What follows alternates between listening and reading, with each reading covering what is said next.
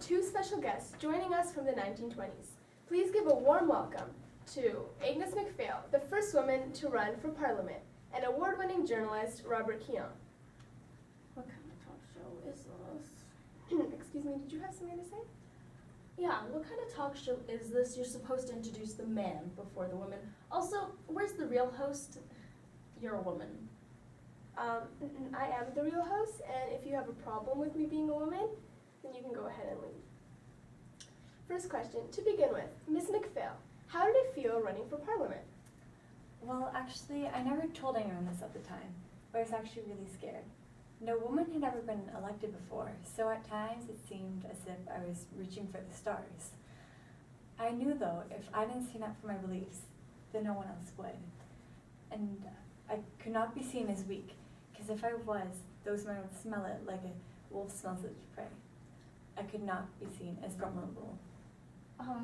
Of course you're going to be seen as weak. You're a tomato. What were your feelings to be the first woman elected in Parliament? Could you wait your turn to speak, please? Thank you. I was absolutely flattered to be the first woman elected into Parliament. I was given the opportunity no other woman had ever been given before, and I finally had a say in how the government of Canada was run. I knew as soon as I was elected, I had to do everything to the best of my ability. I would not let my country down. Mr. Kiohn, how did you feel when you had learned that a woman had been elected in Parliament? I mean, when I first read Agnes Macphail, first woman in Parliament, I thought it was some kind of joke. I mean, they couldn't actually trust a woman with a man's job. Lady, don't you have a family to take care of? No, I was never married. I mean, that's what happens when you try to fit in with the big boys. Don't you agree that in order for a woman to be marriageable, she has to be a homemaker, she needs to cook food for the family, clean the house, take care of the children? No, I don't, because I wasn't married either. I mean, that's what happens when you try to fit in like a man and work. Okay, what bothered you about women being able to go into Parliament? It all bothered me. I mean, we discuss a lot of large things in Parliament that I'm afraid we might have to slow down for the ladies. Not to mention the fact that women are very emotional and we discuss some really hard-hitting things in Parliament. And there's the obvious fact that if one woman wants to be in Parliament soon, women will just want to run the whole society and take every job. Ms. Macphail, it is no doubt that you made history running for Parliament. You are still being taught all around Canada in schools today. How does that make you feel? Wow, I cannot believe that you, someone from 2016. 2016, is telling me that I made history. This is a privilege that... Can I just point out that it's history, not herstory? Where was I? Oh yeah. Well, when I was a little girl, there was no woman in politics that I could look up to. The fact that now I could be that for some little gal is absolutely amazing.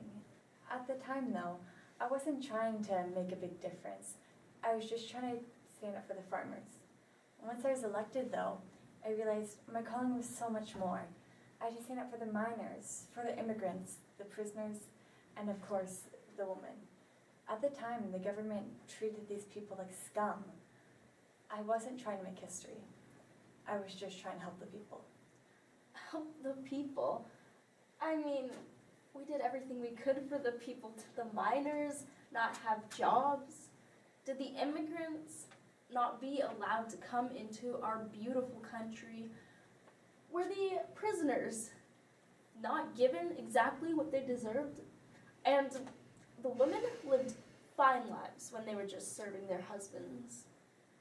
Actually, Ms. Macphail, I would like to bring up a topic that was brought on earlier. You contributed a lot to the prison reform, and things that you contributed to are still around today, such as education to inmates and outdoor time. Share to us why you did this and how this made you feel. Can I just start off by saying that it makes my heart so happy to hear that it's still being used in 2016. It all started when I visited the prisons. and I saw how they treated the inmates. It was worse than animals. I knew, as a country, we could not treat these people who, yes, they had made mistakes, but they were still human, like that. It was not an easy battle. I was told I was too fragile to know how a prison should actually be run, because I was a female.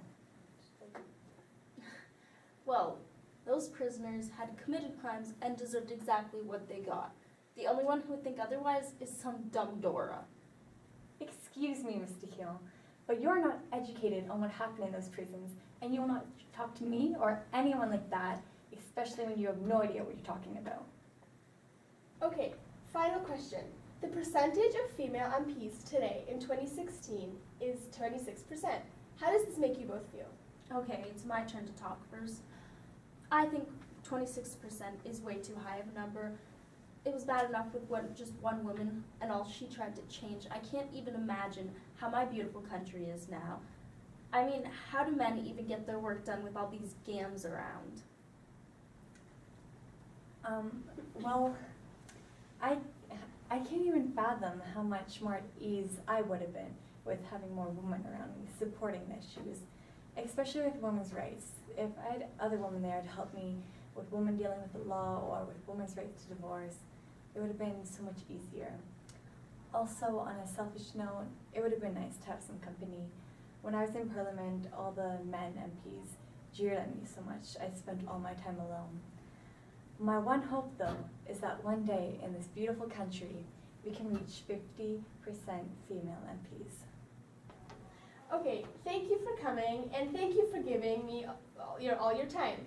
Although you do have a lot of it now. But before we leave, we're just going to take one quick selfie. I'm sorry, what? Oh, it's just a selfie. It's a picture with a cell phone. A picture on that? Yeah. So all you're going to do is smile. Okay, thank you, and have a great day. And remember all to tune in tomorrow at 7 p.m. for History Speaks. Okay.